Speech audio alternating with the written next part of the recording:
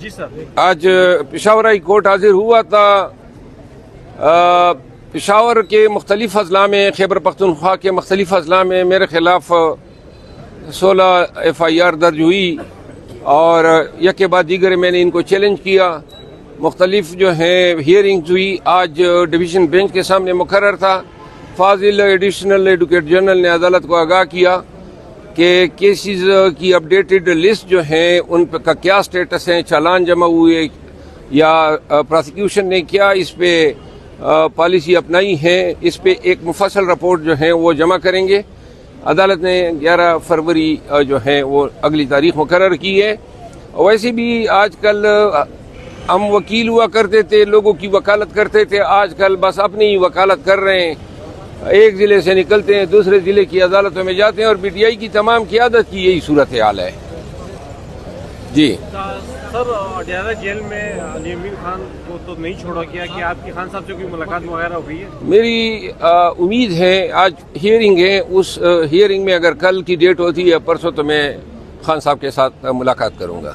تو سول نافرمانی کی کال جو دینے جا رہے تھے وہ پوسٹ پون ہو گئی ہے، اس کے بارے میں کیا کہنا ہے؟ سول نافرمانی کی کال جو ہے قیادت کی ایک کوشش ہے کہ ہم خصوصاً اس میجر کو لینے سے پہلے یہ مطمئن ہو جائیں کہ اب کوئی اور چارہ کار نہیں ہے، تو تب یہ اقدام اٹھانا چاہیے. تو اس وجہ سے خان صاحب کو استدعا کی، سفارشات دی، جس پہ خان صاحب نے فی الوقت مؤخر کیا ہے. سر، مذاکرات کا جو آدھا سلسلہ تھا، آدھی پارٹی اس کے خلاف ہے کہ ہمیں مذاکرات کے لیے وقت دینا چاہیے، اور آدھی پارٹی اس بات کو پروموٹ کری ہے کہ سول جو وہ کرنا تھا، کمپلین کرنی تھی، ہمیں وہ آگے کرنی چاہیے. نہیں، یہ آدھی نہیں ہے، یہ تاثر غلط ہے.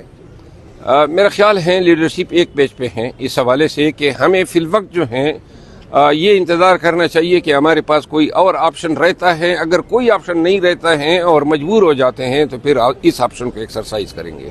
خان صاحب نے کہا کہ جوڈیشل کمیشن بنے اور تمام قیدیوں کو رہا کیا جائے. اگر یہ دو مطالبات نہیں مانے جاتے تو وہ سول نافرمانی کی کال دیں گے.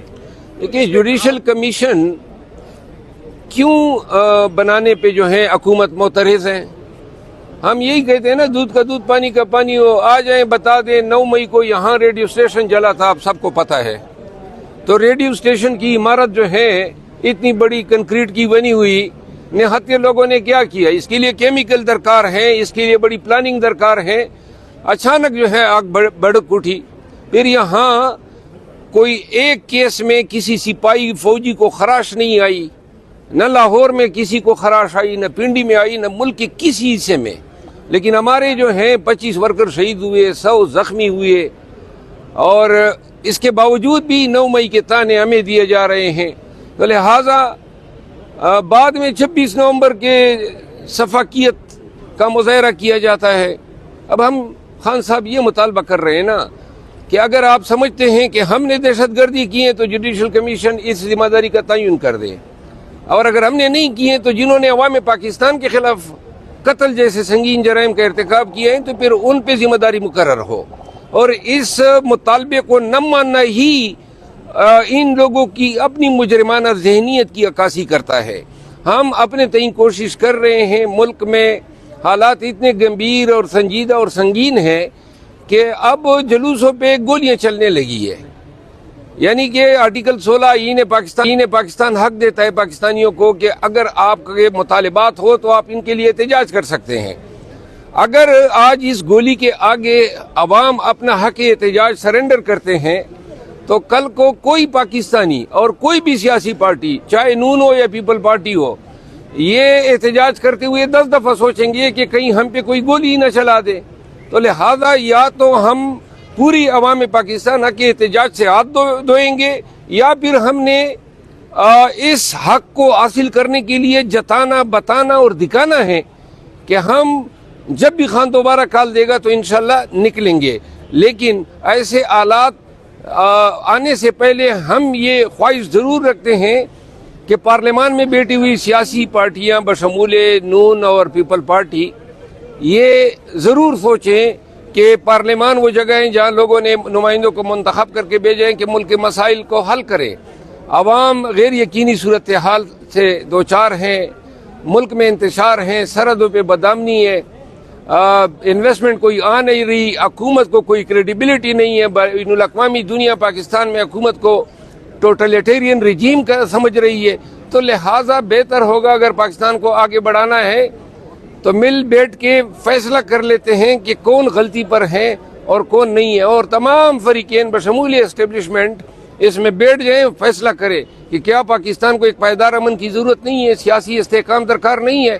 और खान को जिन मकासद के लिए आपने जेल में रखना था, मैंडेट ले लिया, ज़िमनी इलेक्शन उठा लिए, निशान छीन लिया, हमारे वर्कर्स आज भी पाबंद है, वो तो मकासद आपने हासिल कर लिए। अब मजीद खान को जेल में रखने से क्या फ़ायदा आपको हासिल होगा? वफाकी वज़ीर अता तारण साहब कहते हैं कि पीटीआई में दोबारा हिम्मत नहीं है काल देने की, तो इस बारे में आप क्या कहेंगे? मेरे ख्याल है अता तारण साहब अपनी ज़बान पे ज़रा गौर कर लें। लाशें भी हमारी गिराई हैं, तस्दीक भी हमारे कर रहे हैं। नून की जो क़यादत है उनको वज़ीर मौसूफ के इस नश्तर जनी का नोटिस लेना चाहिए। क्यों हमें ये चैलेंज कर रहे, हिम्मत नहीं है?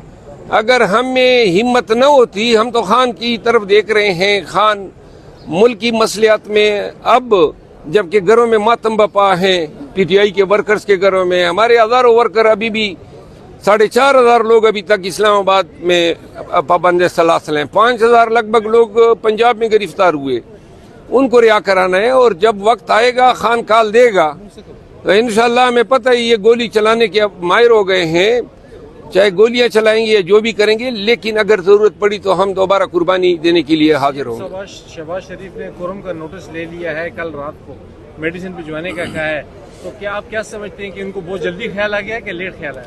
देखिए, बच्चे मरे हैं, ये पूरे पाकिस्तानी कौम की नाअहली है। बच्चे मर गए, हम तमाशा कर रहे हैं। मैं आज अभी चीफ मिनिस्टर साहब के पास जा रहा हूँ, मेरे पास आए कुरम से अहले तशय्युह अहले सुन्नत के वफूद। उन्होंने कहा कि जी अवामी सतह पे आप लोग आ जाएं, जरगा कर लें, और मेरी ख्वाहिश है ये प्रपोजल डिस्कस करता हूँ उनसे। और कुरम का हल जो है जरगा है। पहले ये मसले की जंग थी, अब ज़मीनों का लालच भी इसमें आ गया है, तो लिहाजा सीएम साहब से बात करते हैं और आगे देखते हैं कि इसमें हम बहैसियत पार्टी या बहैसियत मुसलमान या बहैसियत पश्तून क्या किरदार अदा कर सकते हैं ताकि फरीकेन के दरमियान जो है वो जंग बंदी दायमी हो जाए। थैंक यू सर, शुक्रिया।